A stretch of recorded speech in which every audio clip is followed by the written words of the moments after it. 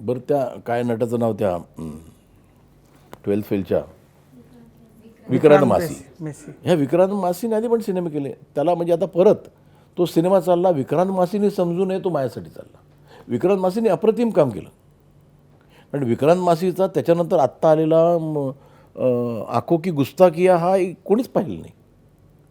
तो 2 आंधळ्यांचा पिक्चर होता, पण तो कुणीच पाहिला नाही. त्यामुळे आता कंटेंट चालतोय ना. म्हणजे कंगना रनौत ह्या ॲक्ट्रेसला सगळ्यांनी नाकारलेलं, पण तिने तो पिक्चर केला कुठला तो तिने आणि बरं माधवन, हे दोघेही म्हणजे काय म्हणतात त्याला तर रिटायरमेंटच्या ह्याच्यात टाकलेले लोक आहेत. तनू वेड्स मनू कंटेंट चालला, पार्ट 2 चालला, तो जवळजवळ 250 कोटीचा बिझनेस केला.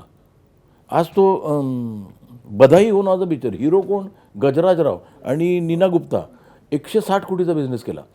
हे ह्यांना का नाही कळतं की कंटेंट चालतो. हे घाबरून आपले साऊथचं काय करतात, मग आता 1-2 ॲक्टर घेतात तिकडचे, कारण हिंदी पिक्चर तिकडे डब होतो ना, तिकडे ते हिंदी बघत नाहीत, मग हे डब करतात.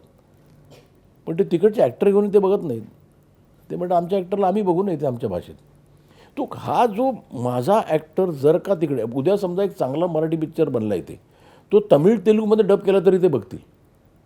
त्यांचा आक्षेप होणार आहे इकडच्या स्टारवर, पण त्यांनाही चांगले कंटेंट बघायचाच असतो की.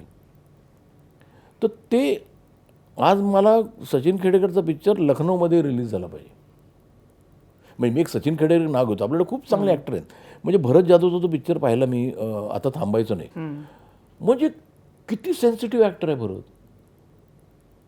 एक भले भले जे लोक इथे हिंदीमध्ये राज्य करतात त्यांच्यापेक्षा एनी डे आपल्याकडे सरस ॲक्टर आहेत. आपला प्रॉब्लेम आहे की आपण मध्य प्रदेशमध्ये त्यांना माहिती नाही भरत जाधव कोण आहे, सचिन खेडेकर कोण आहे. आपलं दुर्दैव आहे की ते साऊथच्या पिक्चरमध्ये काम करतात आणि मग ते डब ते तिकडे बघतात आणि ते म्हणतात की सचिन खेडेकर असे छोटे छोटे रोल करतो. नाही हो, कोणीतरी येऊन बघावं, तो भूमिका थोतरीत मारेल तो सगळ्यांच्या.